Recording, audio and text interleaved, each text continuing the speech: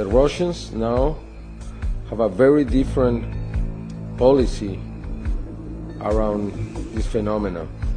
We have to remember that when Gorbachev met Reagan,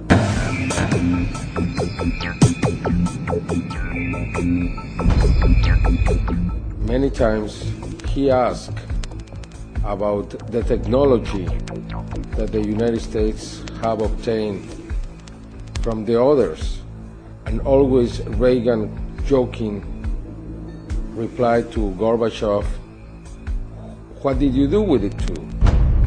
They never said we are speaking about alien technology, but many times they spoke about the other technology.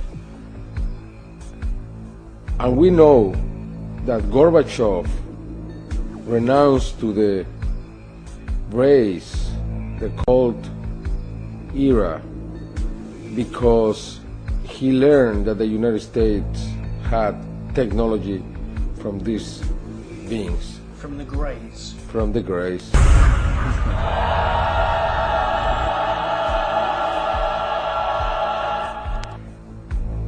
From then on, we saw many cosmonauts talking openly about what they saw. We have different videos recorded by these cosmonauts where you can see strange things floating in the space.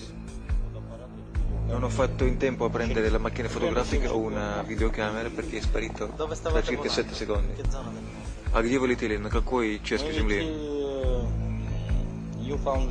Eravamo sopra il Newfoundland, terra nuova. We have also something very important, which is a video taken inside the space agency in Russia, where you can see the Mir surrounded by dozens of bright objects. This is Mission Control Houston. We are using the payload bay cameras right now to hopefully catch a glimpse of the Russian space station Mir as it performs an on-orbit burn. The payload bay cameras are positioned such that they're looking straight back behind the orbiter, where the Mir is flying at about 850 nautical miles behind us.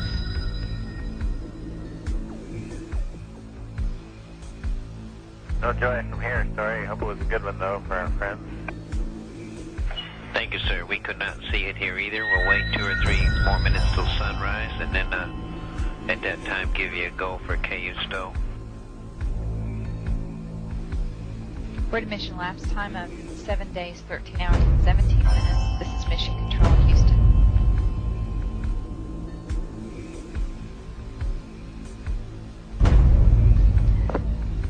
The Mir space station is now visible. Yeah, we do see something flashing visually, but we're not sure that might be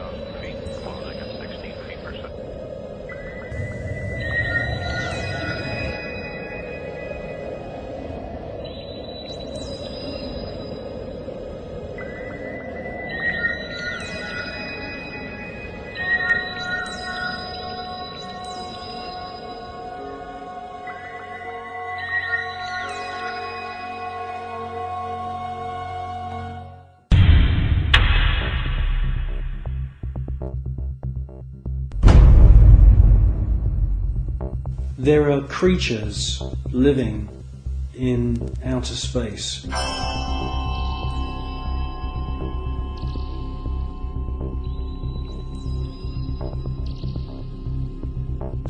And I'm the first one to realize how crazy that sounds.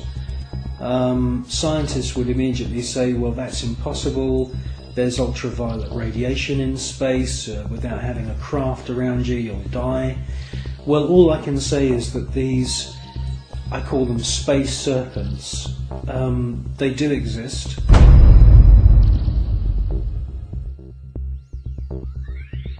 They've been filmed by Story Musgrave, who's a senior space shuttle commander. He's been with NASA for 30 years.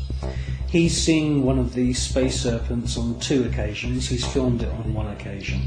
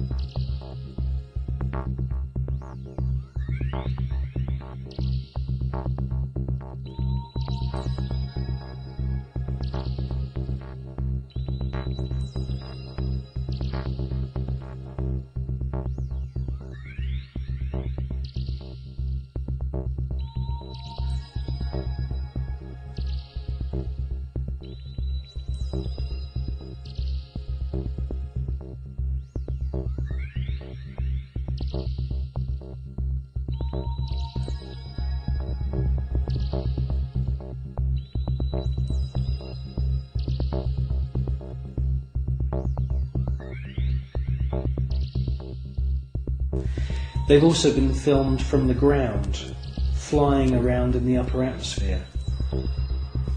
Now, quite frankly, we don't know anything about the life cycle of these creatures, but they do fit in with the descriptions of other kinds of critters, other strange-looking creatures that astronauts from the very early days of NASA have reported. I suspect that they use some form of photosynthesis, and I suspect that they hydrate themselves by flying in the upper atmosphere of planets.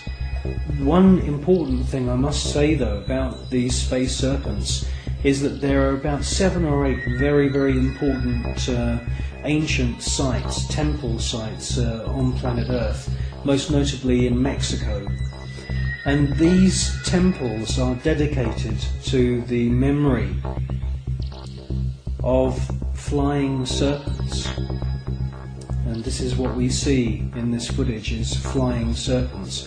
There also seems to be a very interesting relationship between the flying serpent and these small luminous spheres.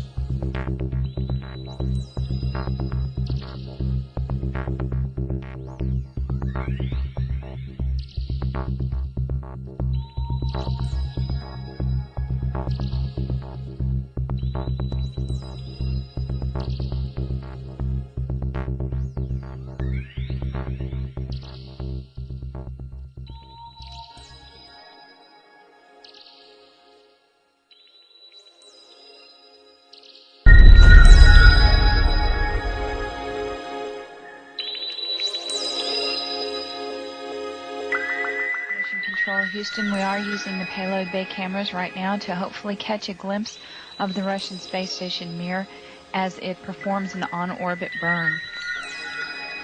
Though it will be difficult to pick Mir out from the stars as they pass behind us, the payload bay cameras are positioned such that they're looking straight back behind the orbiter, where the Mir is flying at about 850 nautical miles behind.